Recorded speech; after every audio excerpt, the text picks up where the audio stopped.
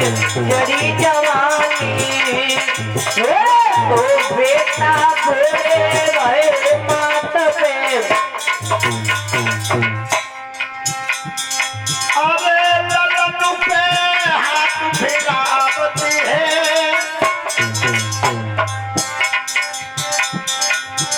मनो करके दे आवाज श्वास ने लंबी आवती है मनो करके दे आवाज श्वास ने लंबी आवते मनो करके दे आवाज श्वास ने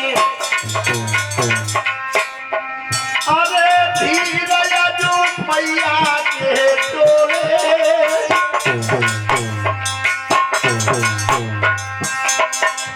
खूब रही जगाई ललाए मुखौटे बोले खूबी रही जगाई ललाए मुखौटे बोले खूबी रही जगाई ललाए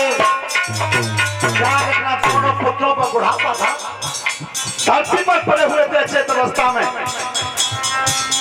आज मां जगाने का प्रयास करती है आवाज नहीं क्या अरे भजन कई कई सुनवाए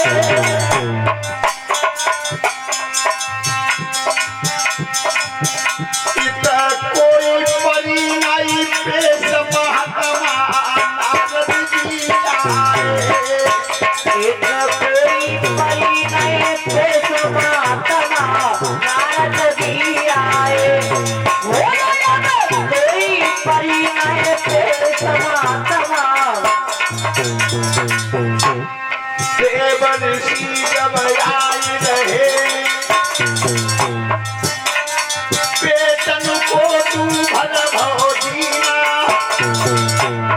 ब्रह्मा दिय के बेटाया में तो हाथन के पति रहो भूला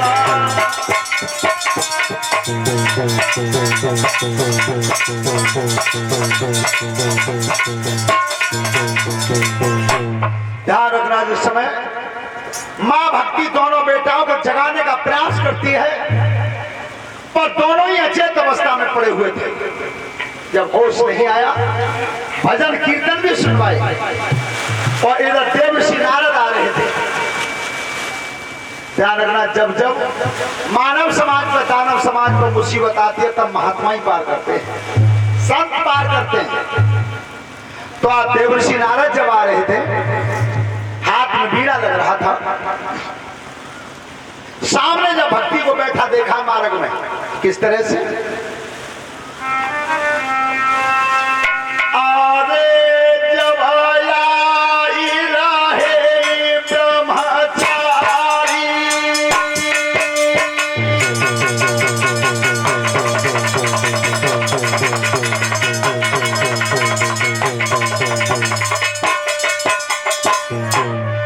अरे जब आई रहे ब्रह्मचारी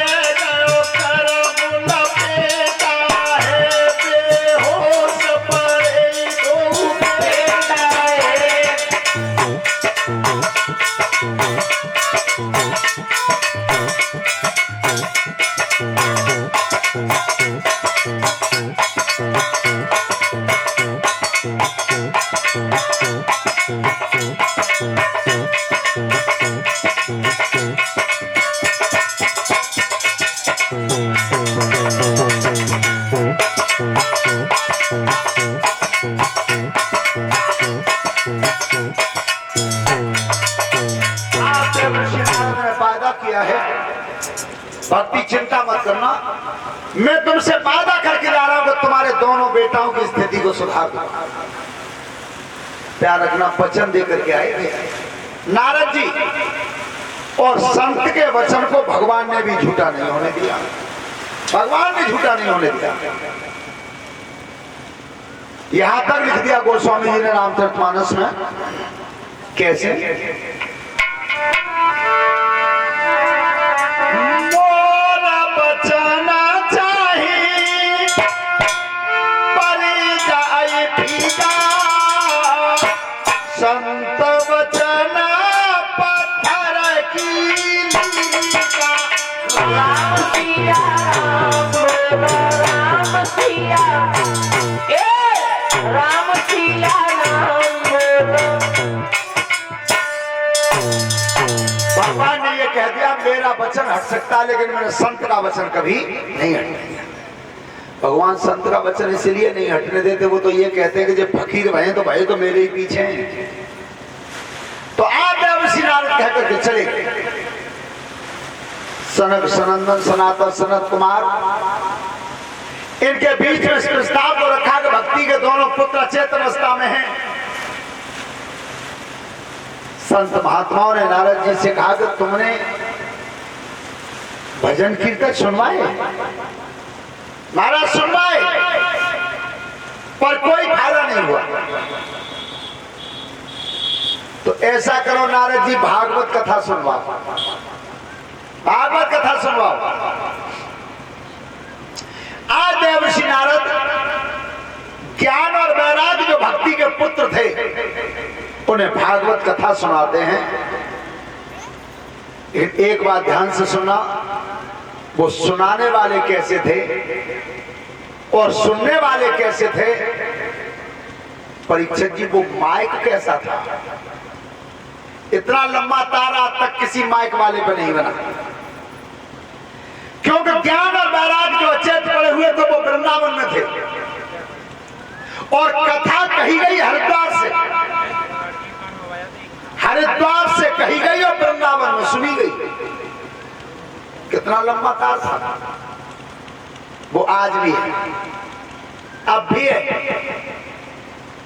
तुम कथा पंडाल में बैठे हो तो शरीर बैठो यहाँ और मन लग रहा हो कि बच्चों हमारी बुद्धि रहेगी, सबनों की बदल।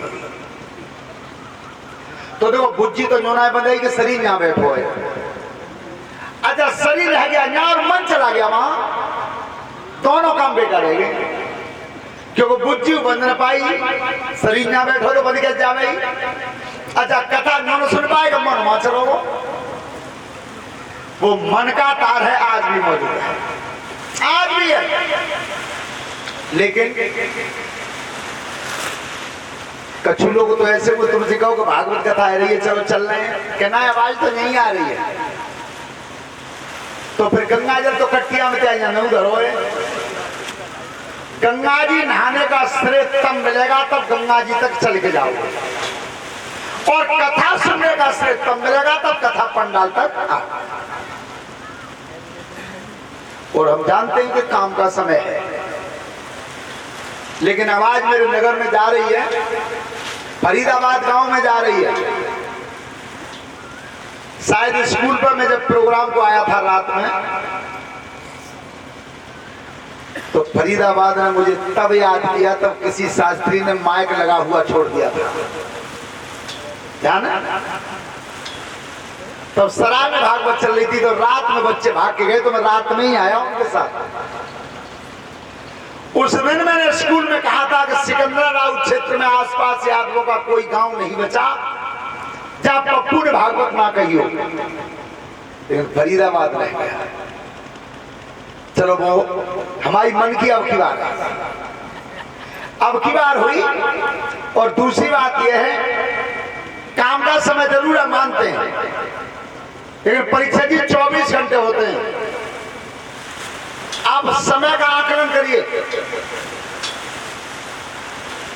कितना भी शरीर मजबूत हो, किसी का अगर वो मन से काम करे तो 8 घंटे से ज्यादा नहीं कर सकता। और नहीं कोई करके दिखा रहा है। चलो 8 घंटा काम के, 8 घंटा सोए के, 16 8 ही और बचना है। तब 4 घंटा भागवत में आ जाओ, 4 बचे, 2 घंटा दोनों टाइम नहाई लो, धोई लो, कपड़ा धोई लो, खानो खाई लो। भागवत में फिर भी आ सकते हो अगर मन है तो भागवत में मनु ही ना है तो रोटी खाए कि कभी नींव के नीचे बिछाए खटिया सो जाओ, समझ। यही होता है। अगर आप चाहेंगे कि हमें कथा में जाना है तो आप समय को बदल सकते हो काम के। 8 घंटे काम करिए खूब, 8 घंटे सो जाइए, तब भी आप भागवत में 3 घंटे सुन सकते हो। लेकिन भगवान की कथा सुनने के लिए काम छोड़ के आना पड़ता है। जी कहे कोई पूरा करते, पूरा तो कहो आज तक हो ही ना है। कोई बता दे काम पूरा हो तो। बड़े बूढ़े में कहावत है, किस नहीं और नित नहीं, कबू खत्म नहीं होता। ज्ञान महाराज को वो भागवत कथा सुनाई, उद्धार हो गया, पुनः जवान हो गया। सूती बताते हैं सोनकादि ऋषियों, एक सर्वोत्तम नाम का नगर था। आत्मदेव नाम के ब्राह्मण निवास करते थे। तो आत्मदेव नाम के ब्राह्मण निवास करते थे तो उनकी पत्नी का नाम था धुंधली। नाम क्यों धुंधली और अकल क्यों धुंधली?